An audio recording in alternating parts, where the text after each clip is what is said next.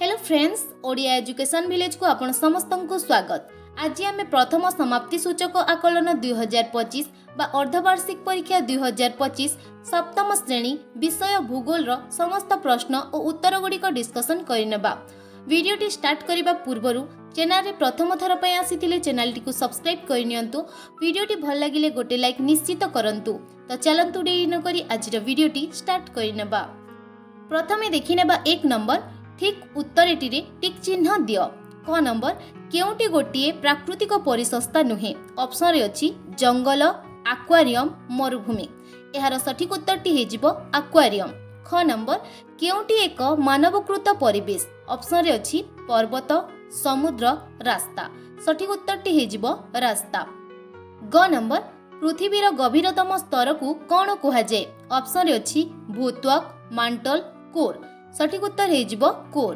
घ नंबर केउ शिलारे प्रायतः जीवाश्म थाए।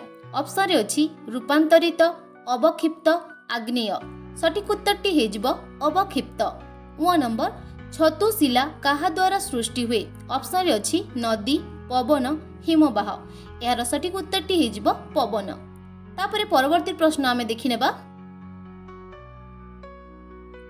2 नंबर ठीक उक्ति पाखरे टिक चिन्ह और भूल उक्ति पाखरे भूल चिन्ह दियो।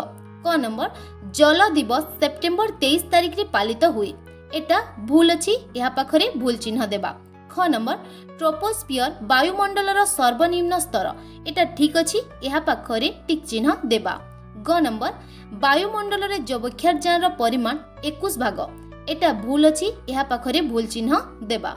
घ नंबर अंशुपा ह्रद को अश्वखुराकृति ह्रद कुहा जाय। एटा ठीक अछि, या पाखरे टिक चिन्ह देबा। तापर देखिनेबा 3 नंबर उभय स्तंभ को लक्ष्य करी गारटाण। एठारे आमे क स्तंभ ख स्तंभ सहित जोड़ी नेबा। क स्तंभ रे अछि कोर, खनिज द्रव्य, शिला, कर्दम। ख स्तर रे अछि स्लेट रे परिणत हुए, रास्ता और गृह निर्माण रे व्यवहृत, सिलिकॉन और एल्युमिनियम रे गठित, निर्दिष्ट रासायनिक गठन थाए, सबुठारु गभीरतम स्तर। आमर कोर हे जिवो सबुठारु गभीरतम स्तर। खनिज द्रव्य हे जिवो आमर निर्दिष्ट रासायनिक गठन थाए। शिला हे जिवो रास्ता और गृह निर्माण रे व्यवहृत हुए, सिलिकॉन और एल्युमिनियम रे गठित।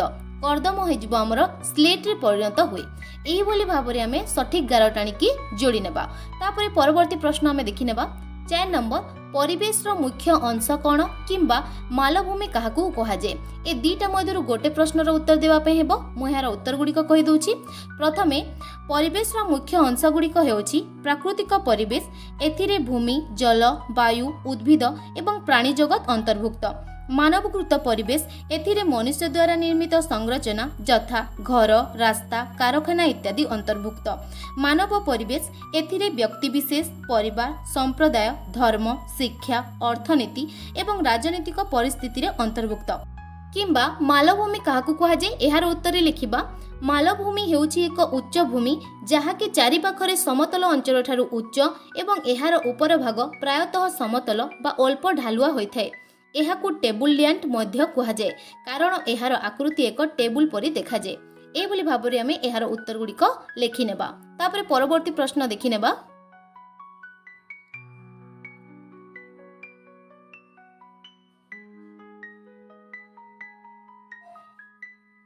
5 नंबर कारण दर्शाओ। भूमिकंप जोगु कोठा घर भांगी जाए किंबा पूरी सहर रे बेसी गरम बा ठंडा अनुभूत हुए नहीं। ए दीटा मध्यरु गोटे प्रश्नर उत्तर करबा। 6 नंबर एक नामांकित चित्र द्वारा वायुमंडल स्तर विभाजन दर्शाओ। या आमे निजे निजे करिनेबा। 5 नंबर दीटा प्रश्न मध्यरु गोटे प्रश्नर उत्तर देबा और 6 नंबर मध्य आमे निजे करिनेबा। एटा थिला प्रथम समाप्ति सूचक आकलन 2025 बा अर्धवार्षिक परीक्षा 2025 सप्तम श्रेणी विषय भूगोल रो समस्त प्रश्न और तार उत्तर। आशा करछि वीडियोटी आपण मानकु भल लागिथिबो। आपण मानकु केउ टॉपिक और केउ श्रेणी रो वीडियो दरकार निश्चित भाबरे कमेंट बॉक्स रे लिखि जणांतु। एमिति आहुरी एजुकेशनल वीडियो देखिबा पई वीडियोटी को लाइक करंतु, कमेंट करंतु। चैनल रे प्रथम थर पई आसीथिले चैनल टी को सब्सक्राइब करनियंतु। वीडियोटी को सांग मानक सहित मध्ये शेयर करंतु। Thank you.